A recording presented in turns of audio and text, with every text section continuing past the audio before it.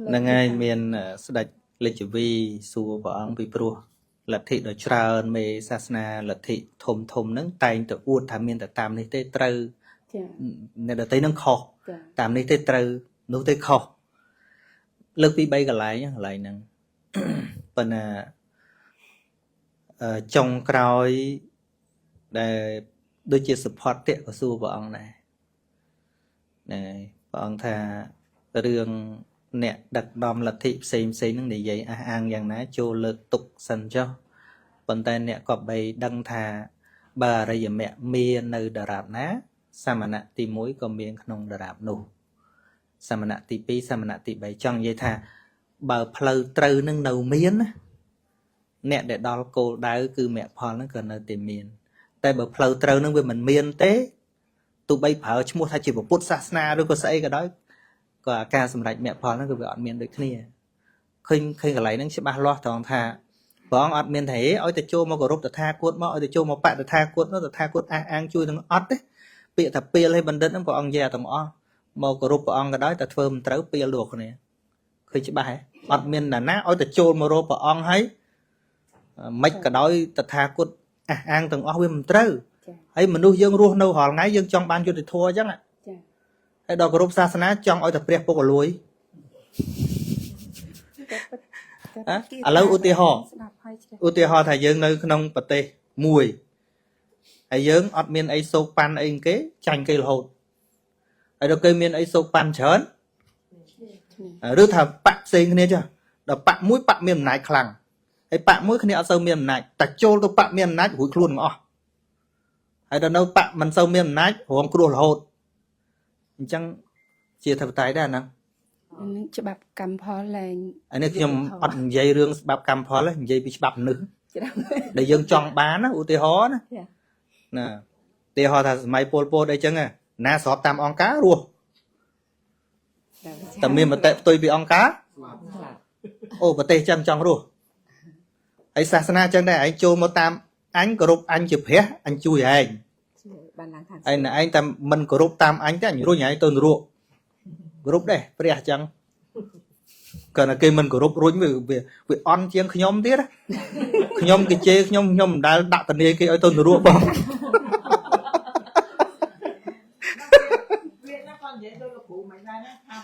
bà chưa bỏ ông miền Tây tiêm tia tha bỏ ông chụp đẹp và cao lô na ở phong nâng mẹ nè ọt miền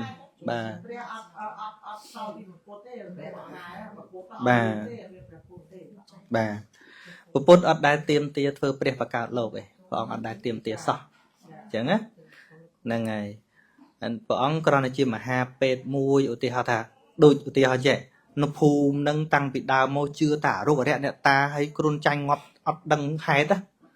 để chân của ông khả năng đôi chuyện doctor mới cho từ đó thôi ở con tranh về cao bao bị mua kha về cao bao bị chơi hay về cao tham ấy phật hay bọn tôi bắt bọn ở đây bằng màu claim tha à chừng ngư nó có bọn này bạc cao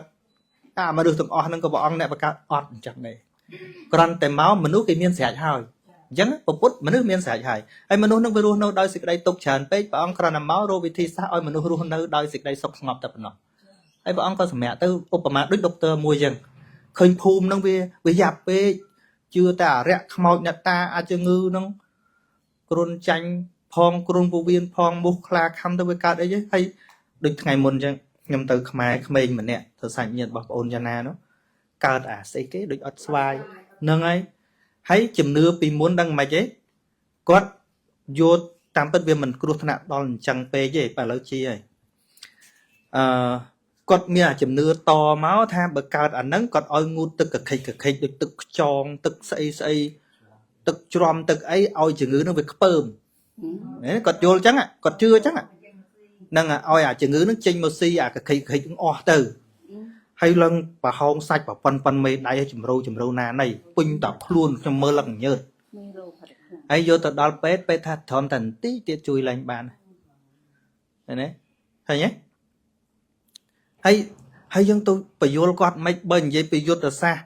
bỏ pe để cho tôi phải vô phải chi chốn á phải vô khăng chiang nhưng phải vô thua tiết nhưng vô tư mà đòn ấy tại bờ pe miền lôi mission bỏ cái cho tôi tam phum sọc ញឹកញាប់ណាស់ហៅម៉ែឪមកបញ្យលឲ្យរស់នៅដោយអនាម័យស្អីហ្នឹងអស់លុយច្រើនណាស់ទៅបញ្យលតែចាស់យើងប្រជាជនយើងនៅតាមជនបទនៅតែរស់តាមអាបែបរបស់គាត់ចឹងហ្នឹងហើយអាខ្សែកថានេះមិនដែលបោកពួកម្ដងទេក្មេងថ្ងៃណានោះដុកទ័រណាគាត់ចេញមកបញ្យលគាត់ថាក្មេង70ទៅ80% ដែលមានបញ្ហាកំពុងកបញ្ហាផ្លូវដង្ហើមបញ្ហាផ្លូវអាហារនេះភាគច្រើនសិតតែមានអំបោះហ្នឹងអំបោះចងដៃហ្នឹងអាចងកហ្នឹងសិតតែខ្សែកថាស្អីឲ្យក្មេងវាបៀមចុះបៀមឡើងឲ្យប្រឡាក់ក្អែលប្រឡាក់មេរោគពេញទៅនោះដុកទ័រហ្នឹងគឺជេរព្រាតអ្នកអានេះមកបំបត្តិប្រពៃណីអានេះមកវាបំបត្តិវប្បធម៌ឃើញទេមិនមកបញ្យលពាក្យពិតហ្នឹងសិតតែត្រូវមនុស្សសាទរទេណាអត់ទេហើយដល់ឈឺចុងក្រោយមិនទៅពេទ្យដែរហ្នឹងហើយចិត្តងាប់ឯងមិនយកទៅពេទ្យឃើញទេបាទហ្នឹងហើយឥឡូវដូចតលេគង្គាអញ្ចឹង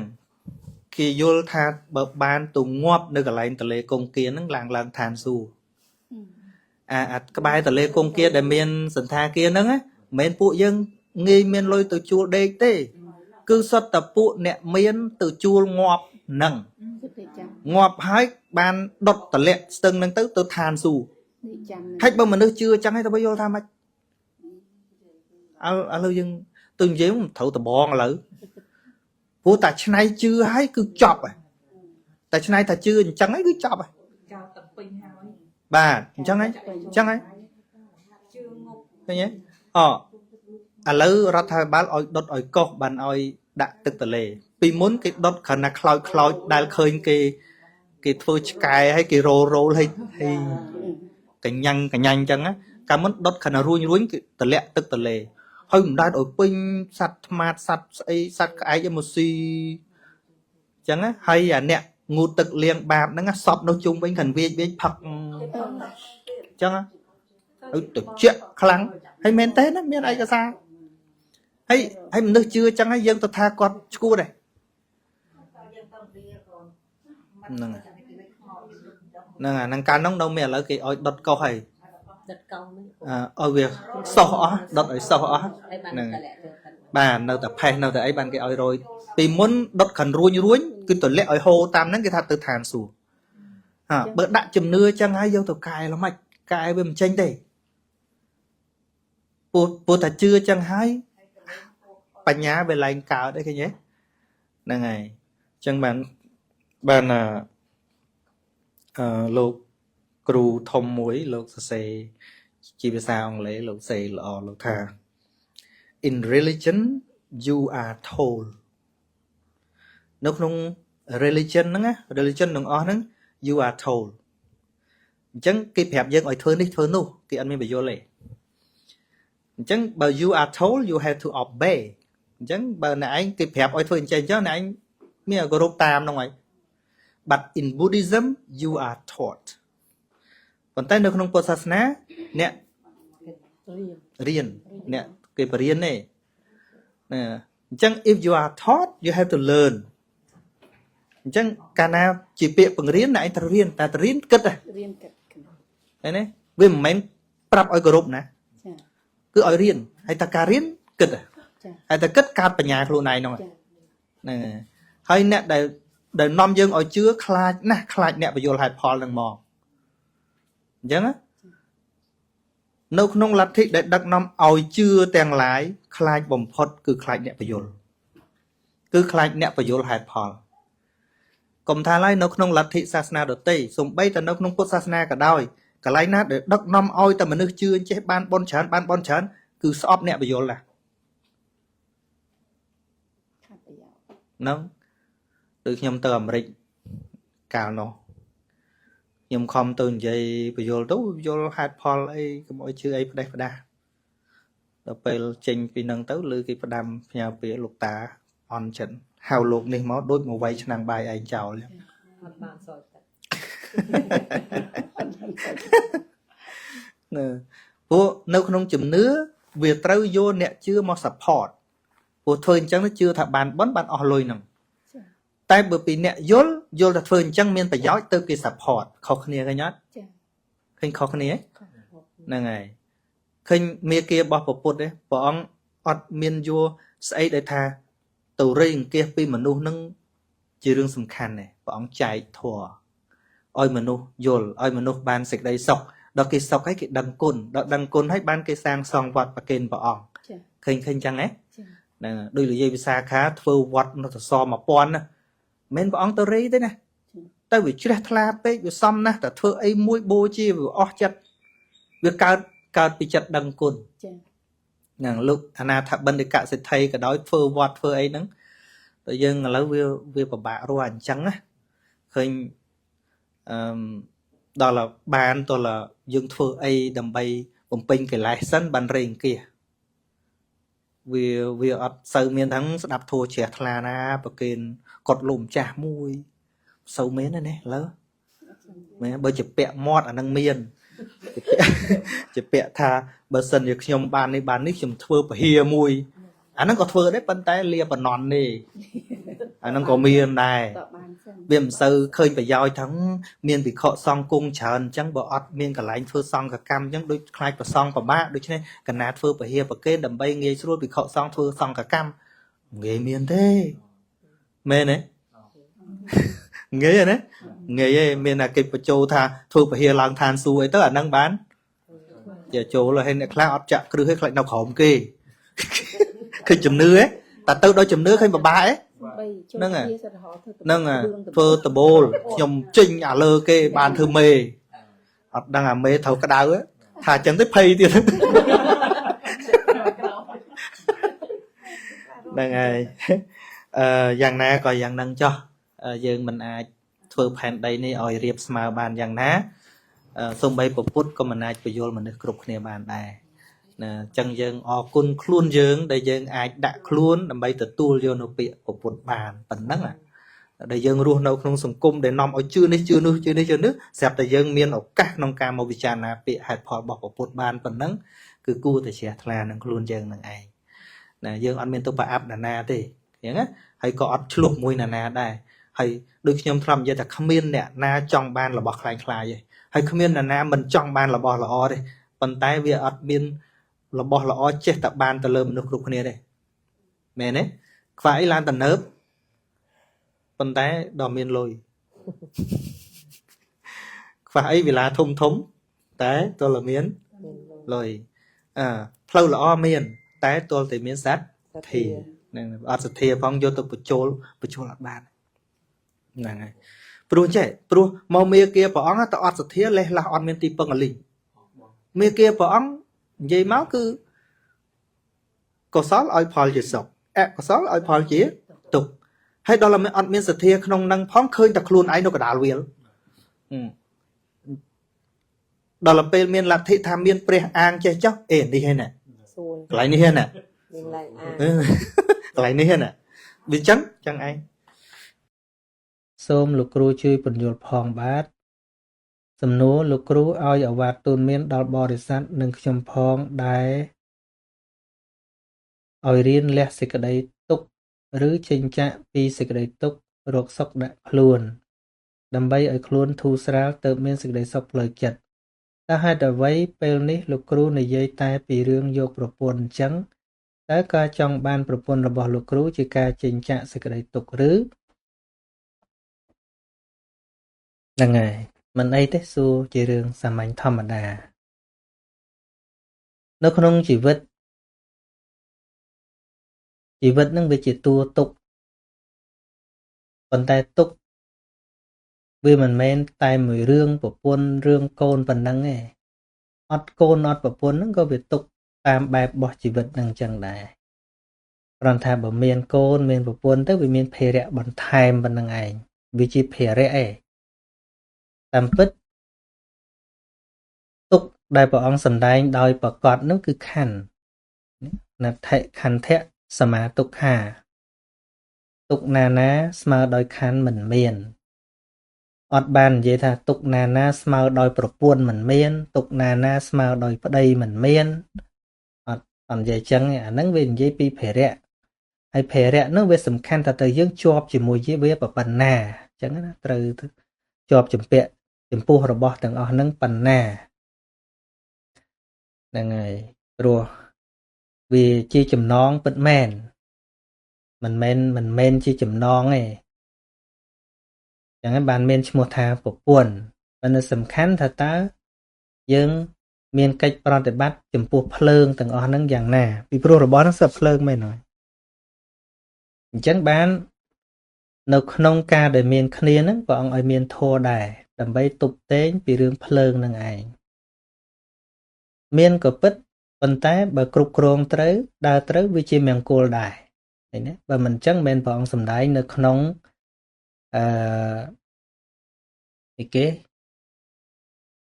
មង្គលសូត្រថាពតតេរសសង្កហោអេតាមង្គលមុតតមង្គការសង្គ្រោះដល់បុត្រនិងភរិយាគឺជាមង្គលអញ្ចឹងវាមិនមែនមានន័យថាមានគ្នាហ្នឹងសិតតែជារឿងអាក្រក់ឯងបើមិនអញ្ចឹងមិនមែនអរិយបុគ្គលលោកយកគ្នាទេតែលោកដឹងថាត្រូវគ្រប់គ្រងគ្នាយ៉ាងម៉េចត្រូវរស់នៅជាមួយគ្នាយ៉ាងម៉េចកាលណារស់នៅប្រកបដោយធម៌វាកើតមង្គលហ្នឹងហើយមិនមែនមានន័យថានៅម្នាក់ឯងហ្នឹងវាពិតជាកើតសេចក្តីសុខអត់ទេមួយជួនកាលម្នាក់ឯងហ្នឹងផ្ដេសផ្ដាសច្រើនក៏មានដែរឧទាហរណ៍អញអាងតអត់ប្រពន្ធអញ្ចឹងដើរលេងស្រីអញញ៉ៃពេញនោះក៏រឿងក៏រាវពេញនោះឯងអាងតអត់មានម្ចាស់អាងតអត់មានអីអញ្ចឹងហើយបានព្រះអង្គមិនដាក់ថាចំណងហ្នឹងជាតួទុកធំជាងខណ្ឌទេគឺខណ្ឌខ្លួនឯងអ្នករូបវេទនាសញ្ញាសង្ខារវិញ្ញាណនេះអាហ្នឹងទៅជាតួទុកពិតប្រាកដហ្នឹងហើយ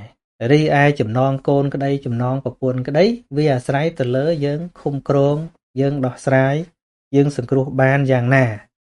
បើយើងមិនចេះឃុំក្រងយើងមិនចេះដោះស្រាយយើងមិនមានព្រំវិហារមិនមានសតិរសន្តោសៈពិតណាស់គឺរញ៉េហើយរញ៉ៃទៀតណារឿងរ៉ាវបាច់ដល់ទៅជួយ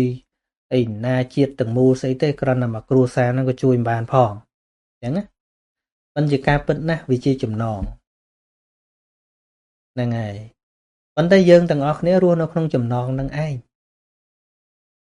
យើងកុំច្រឡំថាឲ្យតែអត់ប្តីអត់ប្រពន្ធហ្នឹងសិនតែជីវិតហ្នឹងដើរត្រូវហើយมันប្រកបទេมันប្រកបទេអ្នកខ្លះ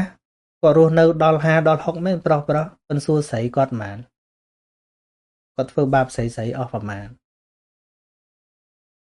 គាត់ទុកខ្លួនគាត់តនេហ្នឹងมันប្រកបថាក៏អត់ទៅប៉ះពាល់ទេគាត់ប៉ះពាល់អញញ៉ៃពេញនោះហើយក៏មានដែរអ្នកខ្លះដែរណាខ្ញុំមិននិយាយទាំងអស់ទេមានខ្លះរាប់ភ្លេចគេទុកដើម្បីអញ្ចឹងសួរជីវិតបែបហ្នឹងជាមង្គលទេអត់ទេបាបពេញតែខ្លួនអញ្ចឹងសុខទុក្ខវានៅលើការរៀបចំទេហ្នឹងហើយដូចបុគ្គលខ្លះព្រោះតែមានគ្នាដែលមានសមាទិដ្ឋិដូចគ្នាហ្នឹងក៏អាចជួយសម្រួលគ្នាដើរនៅក្នុងមេគាវធនហ្នឹងបានដែរវាមានអញ្ចឹងដែរណាវាមិនអាក្រក់ទាំងអស់ទេខ្ញុំមិនមែននិយាយការពារដើម្បីខ្លួនខ្ញុំទៅយកប្រពន្ធទេតែវាជាការពិតដូចជារឿងកលតិដាអីចុងក្រោយមកក៏អាចបញ្ញែបញ្យលប្តីនឹងឲ្យជ្រះថ្លាបានអីចឹងទៅព្រោះតែមានសេចក្តីជ្រះថ្លាហើយឆ្លាតចេះនាំប្តីអីទៅឲ្យជ្រះថ្លានៅក្នុងគុណបរតនត្រ័យអីចឹងទៅដូចជាចិត្តកហបតីអីចឹងតែមានសមៈសទ្ធាសមៈចាគាសមៈបញ្ញាអីចឹងទៅហាក់ដូចជារួមដំណើរនៅក្នុងការរក្សាសិលធ្វើទានអីបានហ្នឹងហើយមានពេលខ្លះការដែលមានគ្នានឹងធ្វើឲ្យគាត់គង់វង្សនៅក្នុងសិក្ខាបទទី3មួយក៏មានដែរព្រោះមនុស្សយើងវានៅមានកាមមានកិលេសធម្មតាចឹងទៅមានប្តីមានប្រពន្ធសម្រាប់រំដោះអាទុក្ខវេទនាដែលកើតពីតណ្ហានឹងមួយអាសិក្ខាបទទី3ហ្នឹងធ្វើឲ្យមិនរំពឹងមិនគិតទៅដល់គ្រួសារអ្នកដតីទៅបំផ្លាញសេចក្តីសុខអ្នកដតីក៏មានដែរហ្នឹងហើយចឹងហើយបានព្រះហរិយបុគ្គលត្រឹមសោតាហ្នឹងឃើញទេលោកមានប្តីមានប្រពន្ធធម្មតាប៉ុន្តែលោកមានព្រំដែនរបស់លោកអត់ទៅញញៃមួយប្តីប្រពន្ធអ្នកដតីឯងសាខាឲ្យមានកូនដល់10ម្ដងទៀតខ្ញុំមិនមែនការពារខ្លួនដើម្បីយកខ្ញុំគិតចឹងតែខ្ញុំត្រូវយកត្រូវមិនយកអត់ត្រូវយកវាអត់មានមកពីគេថាយ៉ាងនេះគេថាយ៉ាងនោះអីទេខ្ញុំគេថាតែមួយជីវិតហើយ ហ្នឹងហើយតែជាចំណងអានឹងខ្ញុំទទួលស្គាល់តែចំណងមែនតែយើងមានយើងគិតច្រើនជាងនៅម្នាក់ឯង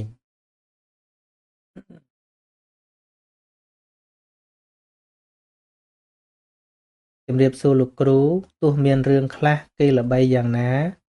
ខ្ញុំនៅតែស្ដាប់ធម៌និងបន្តអនុវត្តជានិច្ចនៅកិច្ចប្រតិបត្តិទាំងឡាយរបស់លោកគ្រូបានធ្លាប់បំភ្លឺព្រោះព្រះធម៌ពិត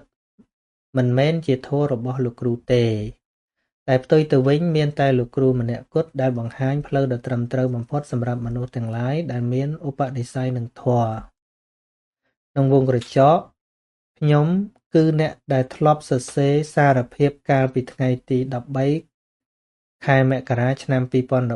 2013ដែលលោកគ្រូឡាយឆ្លើយសំណួរថ្ងៃសុក្រកាលនោះខ្ញុំបានសរសេរថាកូវីដរោគស៊ីខាតប្តីមិនចេះហៅអូននោះអីបាត់វងកញ្ចក់មកវិញបញ្ហាមិនអត់ទេលោកគ្រូនៅតែមានតែខ្ញុំរហ័សដឹងពេលខ្លួននិយាយខុសធ្វើខុសម្ដងគឺរលឹកដឹងលឿនដោយខ្លួនឯងហើយមិនបន្តធ្វើខុសនឹងទៀតទេទាំងនេះជាសារមួយបានបញ្ជាក់ថាខ្ញុំពិតជាយល់ពីអត្ថន័យរបស់ព្រះធម៌បានច្រើនមែនហើយរាល់ពាក្យសម្ដីកាយវិការផ្សេងស្ថិតក្នុងការប្រុងប្រយ័ត្នជានិច្ចហើយលទ្ធផលដែលខ្ញុំទទួលបានគឺការរាប់អានពីមិត្តរួមការងារពីអ្នកភូមិនិងអ្នកដែលស្គាល់ទាំងឡាយខ្ញុំនៅតែអរគុណលោកគ្រូជានិច្ចសប្តាហ៍ថ្ងៃខ្ញុំមិនបន្តសែនចិនសែនជំនាញផ្ទះអីទៀតហើយខ្សែក្រហមក៏មិនមានជាប់ដៃដែរខ្ញុំនឹងបន្តធ្វើល្អតទៅទៀតសូមអរគុណលោកគ្រូបាទសាធុអរគុណនឹងអានឹងពិតជាភាសារបស់អ្នកបានស្ដាប់មែន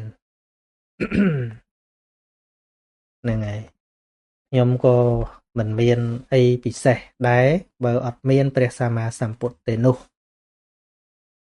អ្វីដែលខ្ញុំនិយាយហ្នឹងគឺមានព្រះធម៌របស់ព្រះអង្គជាមូលដ្ឋានបើដូច្នោះទេខ្ញុំអត់ចេះអីទេពីក្មេងអត់ចេះនិយាយបើថាលេងជាមួយគេមាត់ធំតែបន្តិចខ្ញុំទាំងនិយាយអត់កើតទេអត់ប៉ុន្តែអ្នកទាំងឡាយមានការជឿជាក់ចុះថាបើដាក់ចិត្តដោយល្អរៀនធម៌ព្រះអង្គហើយពិតជាឆ្លាតក្នុងការវិនិច្ឆ័យដោះស្រាយរឿងផ្ទាល់ខ្លួនខ្ញុំមិនសំដៅឆ្លាតទៅយកឈ្នះនរណានោះទេគឺនឹងឆ្លាតដោះស្រាយបញ្ហារឿងផ្ទាល់ខ្លួននឹងតែម្ដងលោកគ្រូអាត្មាសុំសួរមួយថាឧទាហរណ៍ថាចោរមកលួចក្នុងផ្ទះរបស់យើងហើយយើងក៏ការពាររបស់យើងហើយចោរនោះវាយយើងហើយយើងក៏បានវេទៅវិញហើយស្លាប់តើមានទោសដែរឬទេយើងត្រូវសិក្សាពីខណៈចិត្តបើសិនបើមានពេលខ្លះបតាយបតប់ព្រោះតែការពារខ្លួនហើយវាជ្រុលរហូតដល់ស្លាប់បើគិតទៅតាមកម្មបត្តិវាមិនមែនជាបាណាតិបាតទេតែការភ័យស្លន់ស្លោឲ្យរួចពីអកុសលនោះវាមិនមានទេបើទោះជាយើងបន្តចោលសោះហើយចោលគំរាមរហូតដល់សម្លាប់យើងហើយថាយើងអត់បាបសោះសិក្សាអភិធម្មមិនដឹងថាតើចិត្តពេលនោះពេលភ័យពេលតក់ពេលស្លុតនោះជាចិត្តអីចឹងហើយបានជាការសិក្សាអភិធម្មនៅតែមានសារៈសំខាន់វាជាកញ្ចក់ឆ្លោះឲ្យដឹងថាចិត្តនោះជាខណៈចិត្តអ្វីប៉ុន្តែដូចនិយាយចឹងថាបើពេលបតាយបតប់គេមានដំបងគេមានកំបិតយើងក៏យកដំបងយកអីដើម្បីទប់ទល់ការពារខ្លួនអីចឹងទៅគឺថាវាយមែនក៏ប៉ុន្តែមិនមែនវាយឲ្យស្លាប់ទេវាយដើម្បីដោះខ្លួនមិនបំណងឲ្យស្លាប់ទេគ្រាន់តែការពារខ្លួនប៉ុន្តែដាក់ទៅចំមួយកន្លែងទៅបណ្ដោយគិតតាមចេតនាមិនមែនជាការសម្លាប់ទេអញ្ចឹងណាប៉ុន្តែចោលក៏ដោយឲ្យតែយើងមានចេតនាសម្លាប់នៅតែជាការសម្លាប់យើងបានយើងលំបាកនឹងវិនិច្ឆ័យគណៈចិត្តបុគ្គលម្នាក់ជំនួសសម័យខ្លួនណាស់ដោយដែលព្រះរាមាពភាកត្រាស់ថាសិទ្ធិអសិទ្ធិបច្ចតាំងបរិសុទ្ធមិនបរិសុទ្ធអាស្រ័យលើម្នាក់នេញោអញ្ញੰវិសោទយេមិនអាចនរណាធ្វើឲ្យនរណាម្នាក់បរិសុទ្ធបានទេ ចឹងណាអញ្ចឹងវាមិនមែនរាល់ការដែលតដៃជាមួយចោលសិតតែចោលស្លាប់ទេហើយក៏មិនមែនរាល់ពេលធ្វើឲ្យចោលស្លាប់នឹងសិតតែចង់សម្លាប់ទេតែបើទយបន្ទាប់គ្នាទៅបោកគ្នាចុះឡើងធ្លាក់ពីលើផ្ទះហ្នឹងងាប់បាត់ទៅចោលប៉ុន្តែមិនមែនចេតនាឲ្យស្លាប់ទេគ្រាន់តែយកមករួចខ្លួនសិនធ្វើឲ្យទ្រាំខ្លួនប៉ុណ្ណឹងវាមិនមែនជាចេតនាសម្លាប់ទេតែឲ្យជាកុសលមិនងាយកុសលកើតទេព្រោះកំពុងតែមានភ័យអាគណៈមានភ័យហ្នឹងគឺជាទូសមូលចិត្តហើយហ្នឹងហើយច្បាស់ទៅបានគឺសិក្សាបរមត្តទៅច្បាស់ហ្មងកន្លែងហ្នឹងចែមុំកាត់ដេរជំរាបសួរព្រះគុណម្ចាស់គ្រូខ្ញុំពពព្រះគុណម្ចាស់ហើយខ្ញុំដាក់បាតលោកខ្ញុំអត់សូវជ្រះថ្លាជាមួយនឹងព្រះសង្ឃអង្គនោះតែខ្ញុំជ្រះថ្លាចំពោះស្បង់ចីវររបស់ព្រះពុទ្ធជាម្ចាស់ជាងតើខ្ញុំបាបឬអត់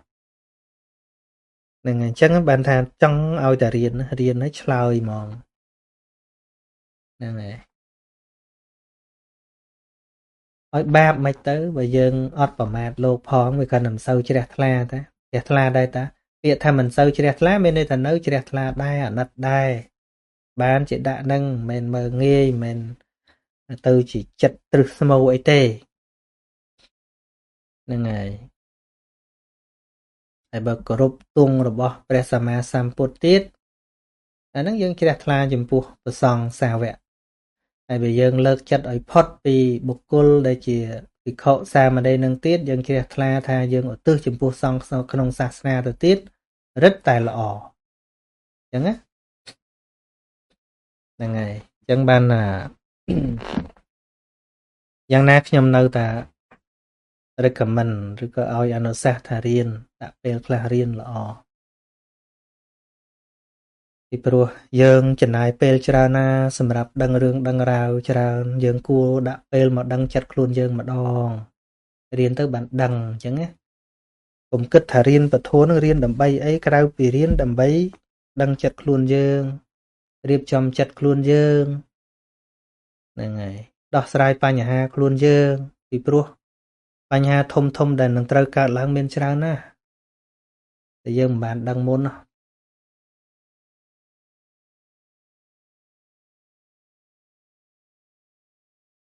ដូចទៀនអញ្ចឹងបានព្រះអង្គសម្ដែងពីទៀនណា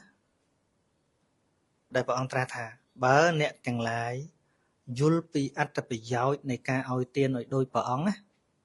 អ្នកទាំងឡាយប្រកាសជាមិនបរិភោគមុនការឲ្យទាននេះពីព្រោះ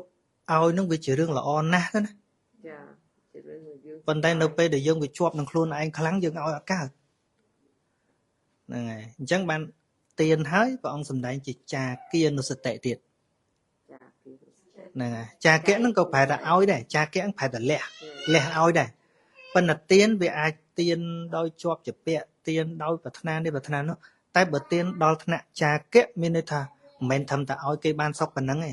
វាឃើញដល់តួលះអាកណាញ់នៅក្នុងនេះទៀតលះអត់ចង់បានអីទៀតលះអត់ចង់ឲ្យគេអរគុណទៀតហ្នឹងហើយអញ្ចឹងអតិថិជនរបស់ខ្ញុំដល់ច្រើននេះសអតិថិជនដែលខ្ញុំអត់ស្គាល់ហ្នឹងខ្ញុំមិនដឹងថាបាត់ណានានៅណានាទេអញ្ចឹងហើយបានខ្ញុំគ្មានចេះខូចចិត្តថាហើយលើកឡើងមិញហ្នឹងថា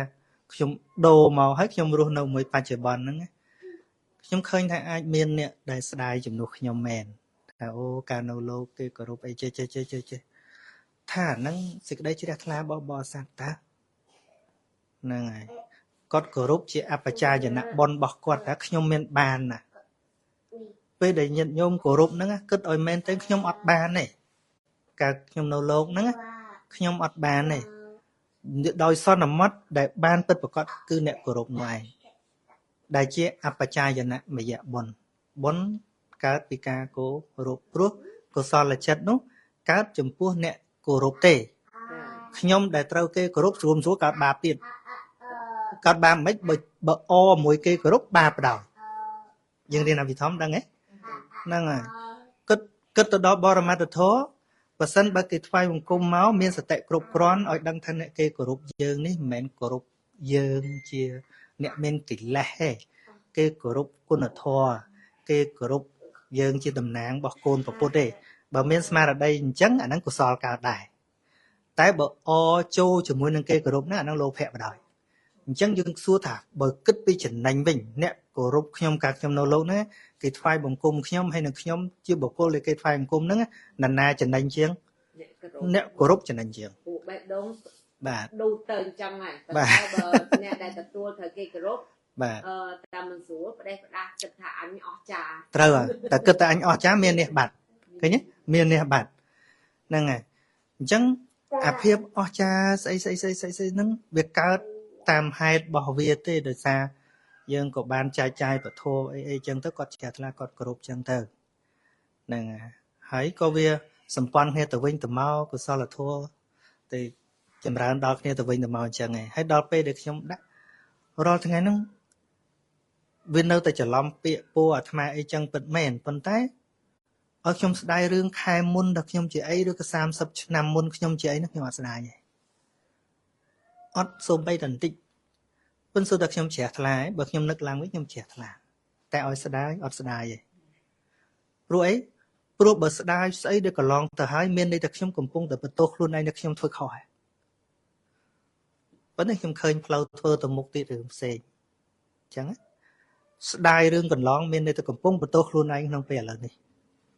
អញ្ចឹងហើយបានក្នុងផុតទេករតសោតព្រះអង្គឲ្យមើលបច្ចុប្បន្នហ្នឹងហើយឃើញខ្ញុំខ្វល់នរណាដែលមកជាមួយគ្នាតែខ្ញុំនិយាយខ្ញុំដាក់អង់គ្លេសថា full engagement ណាអ្នកនៅជុំវិញខ្ញុំតែខ្ញុំនិយាយខ្ញុំដាក់